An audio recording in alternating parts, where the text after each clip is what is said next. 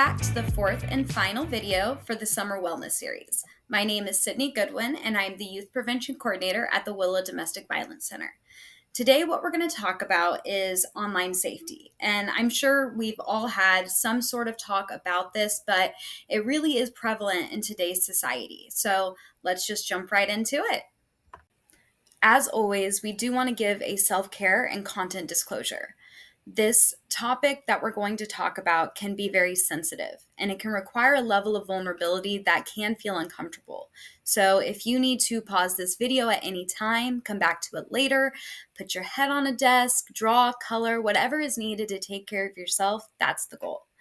And if you are feeling emotionally activated after the presentation is over, or if you just have questions, the Willow has a 24-hour hotline, and that number will be across the screen a couple of times during this presentation. It can be completely anonymous. It can be, hey, my friend hasn't been in class for 3 days. That's weird.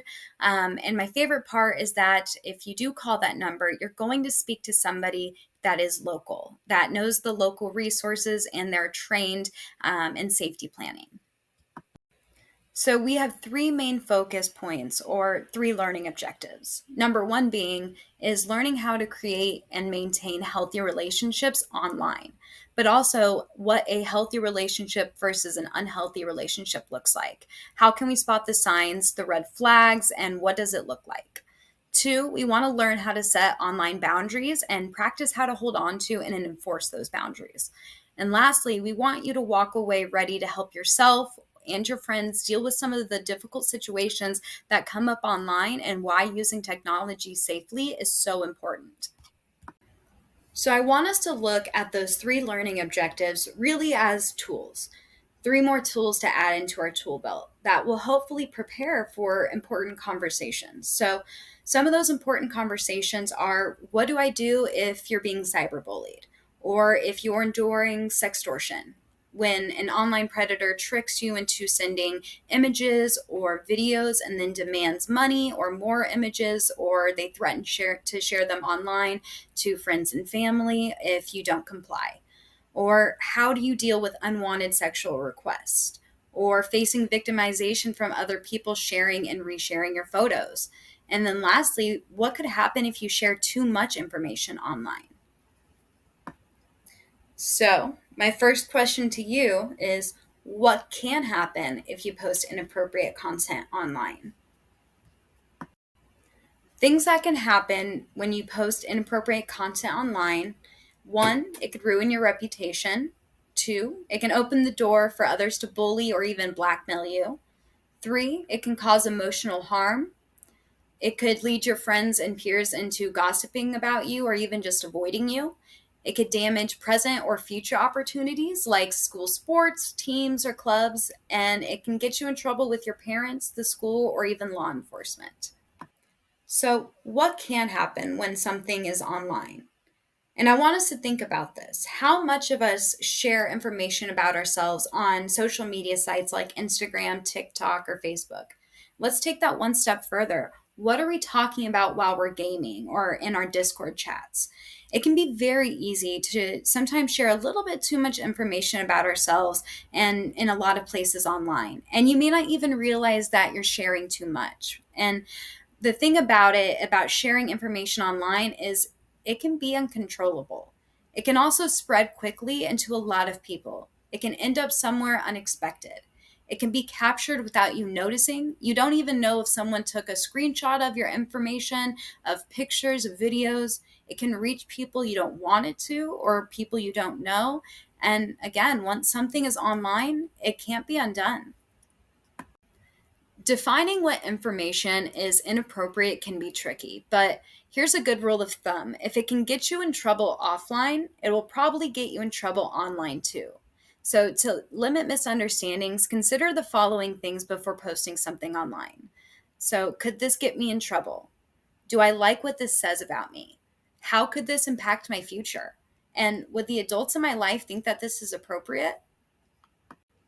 Some other really important questions to ask yourself before posting is, how would I feel if someone did it to me or someone I love? Could this hurt someone? Who could it hurt, and or who might I hurt? But also, could somebody feel embarrassed by the content? And does my post give any information about me or another person that should not be shared in general? So, a statistic about the exposure of inappropriate content. More than 50% of kids ages 10 to 12 have been exposed to inappropriate online content. And that can include everything from hate speech and vulgar language to violent and sexually explicit language, images, and videos. Encountering this type of content can have a negative impact on a child's self esteem and emotional development. Let's take a minute and think about how much information you personally feel comfortable with sharing online. And let's keep in mind that everyone's comfort level is going to be different. So, whether you're the type of person who likes to post their location or status update, 2, 3 times a day, or maybe once or twice a year, regardless, we should always be careful about the information we are putting out online, whether that's home address, our cell phone numbers, or home numbers in general, vacation plans and logistics, family dynamics, email addresses, etc. And it's not that you should never put out that information online. There's a lot of great and legitimate sites that require that information. But once you put that information online, it's easy to lose control of who sees it and what they do with it. Revealing personal information online can make you a target for identity theft, scams, computer hacks, and other trouble. So it's important to keep some things private, whether online or offline. You wouldn't share every single detail of your life with every student in your school, right? So, what can I do to protect myself and keep my information private? So, some of the things that you can do are limiting access to your location, have a different password for each account, maybe even have your computer generate that smart password, look for a lock symbol or the HTTPS dot. Don't share anyone else's personal information, use privacy settings, choose carefully who you friend. I'm not going to lie, when I first got Facebook back in 2008, I it was always a competition with our friends where let's see how many Facebook friends we could get. And before I knew it, I had about 2,000 and I didn't know about half of that. And I didn't realize that until I got a little bit older and I was like, that's a lot of people that I don't know seeing my information. And so I had to go through and go through my friend list and delete the people I didn't know. Um, and when you create those strong passwords, don't share them and then verify offline before helping friends and family that do contact you online. Some other tips for online privacy is not sharing or forwarding explicit content, not sharing family information such as your parents' places of work, telling other people your passwords.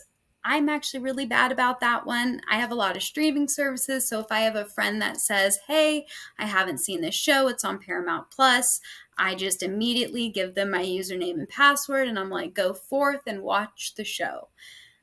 Some other tips are not moving conversations to private platforms. So, moving from a game chat to Snapchat or other private chat groups, disclosing details of private information about your life, and having your geolocation as a default setting in apps or games, or showing it in social media posts as well.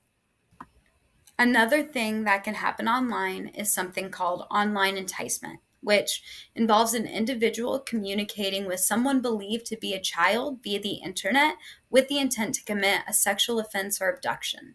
With that being said, this is a broad category of online exploitation, and that includes sextortion, which is what we talked about earlier, in which a child is groomed to take sexually explicit images and or ultimately meet face to face with someone for sexual purposes or to engage in a sexual conversation online, or in some instances to sell and or trade the child's sexual images. And this type of victimization takes place across all platforms. Do you know who is looking at you online? And I wish I would have thought about this question when I was in school, when I was in high school, because in reality, anybody can be looking at you online. Your parents, your teachers, coaches, law enforcement, current or future employers, college admission officers. I was never thinking that far ahead. I would just kind of post what I felt in that moment. I never thought that maybe a future employer would go through my social media, or colleges would, until I got a little bit older and I was like, maybe I should go through these and kind of really put thought into what I am posting. Now let's talk about cyberbullying and statistics.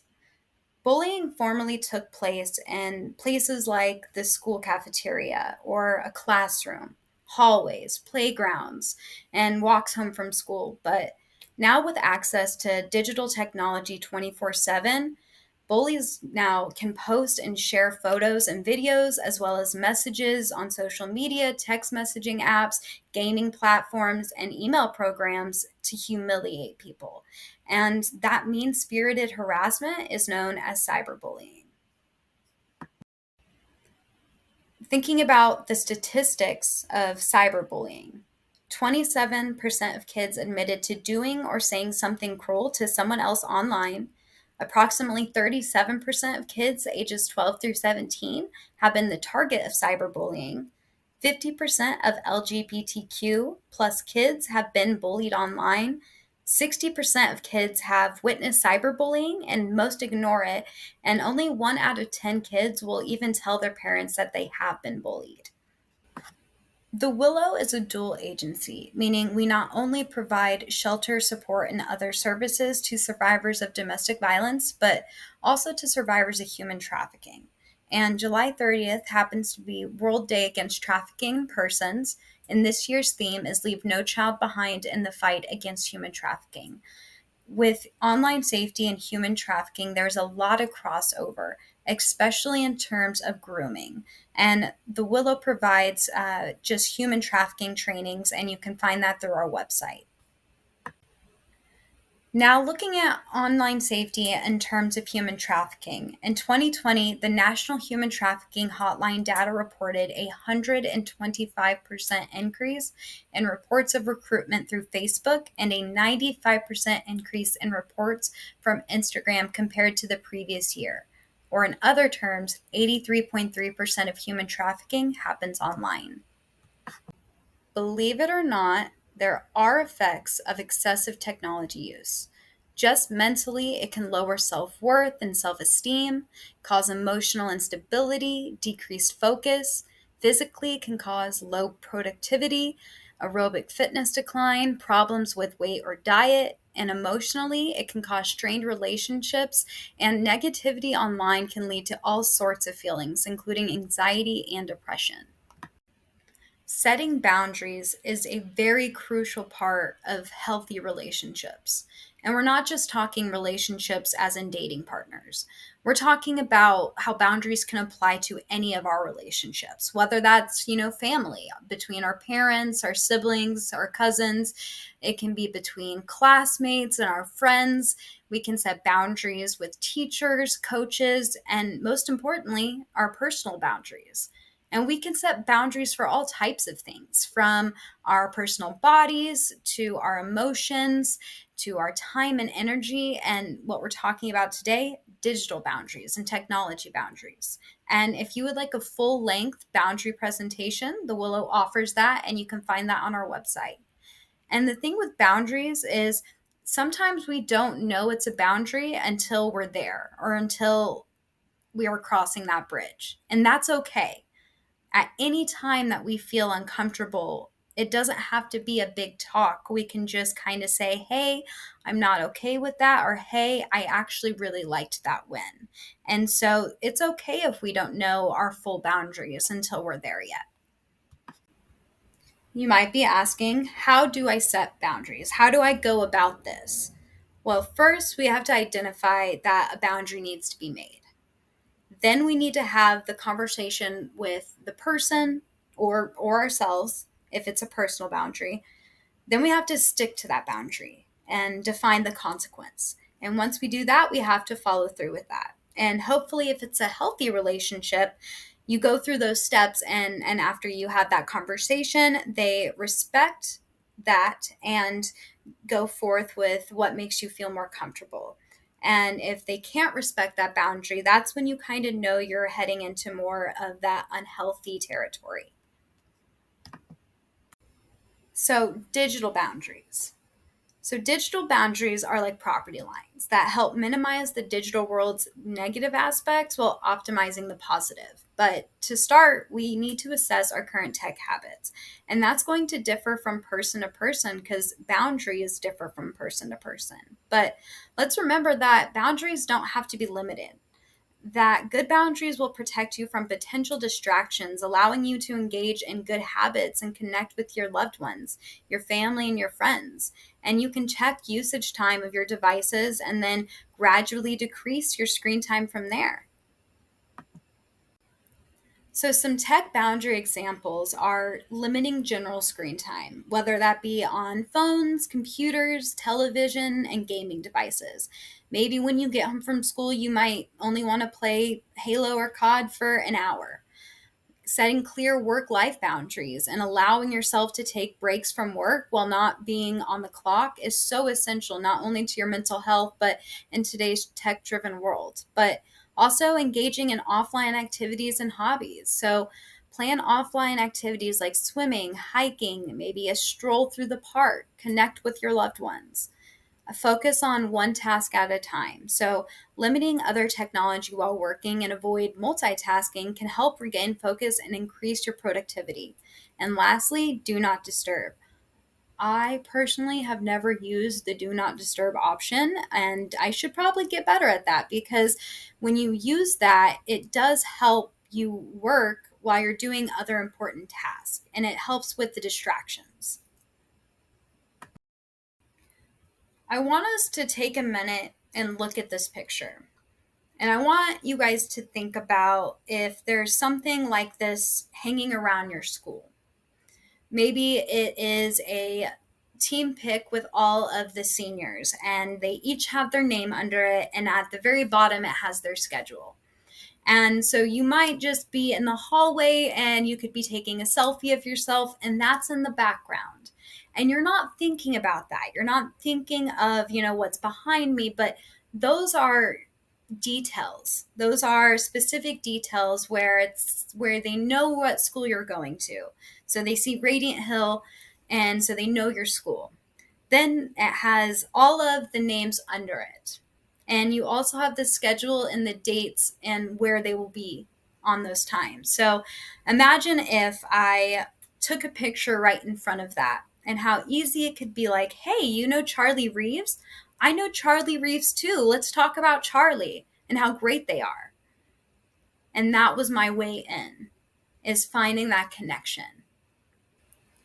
Across all of our presentations, this has to be one of my favorite slides because these three crucial points are so crucial, not just to online safety, but just our own personal safety and our personal boundaries.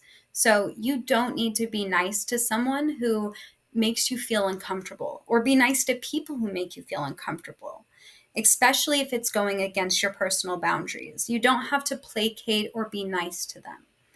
If your gut is telling you that something is wrong, trust it. And you have the power to block or ignore something. Don't be afraid to use it. You always have full autonomy over your body and your words. And so if something's making you feel uncomfortable, or you maybe don't like it, it goes against your boundaries, you can block or ignore it. And the thing is no is a complete sentence.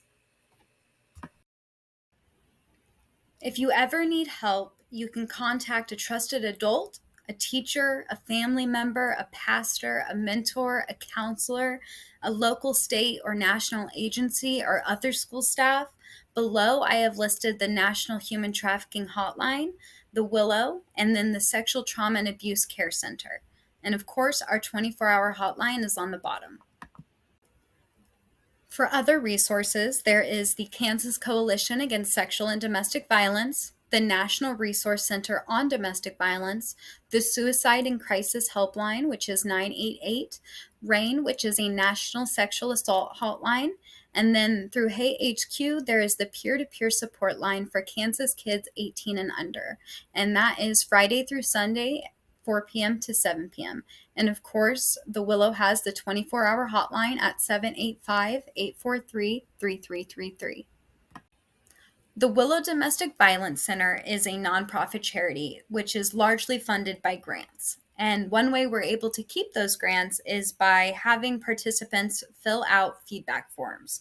If you could take a moment of time to scan this QR code and it'll go through a short feedback form, it not only lets the state know that we are doing what we say we're doing, but it also lets me know if there was anything that you really liked or you didn't like, if there was something you learned or maybe something that I missed or could have done better. All the information is to the right. The title is Online Safety. I am Sydney Goodwin, and the location is Summer Wellness Series. I would like to thank everyone who followed along through this, and I hope you guys have a good rest of your summer.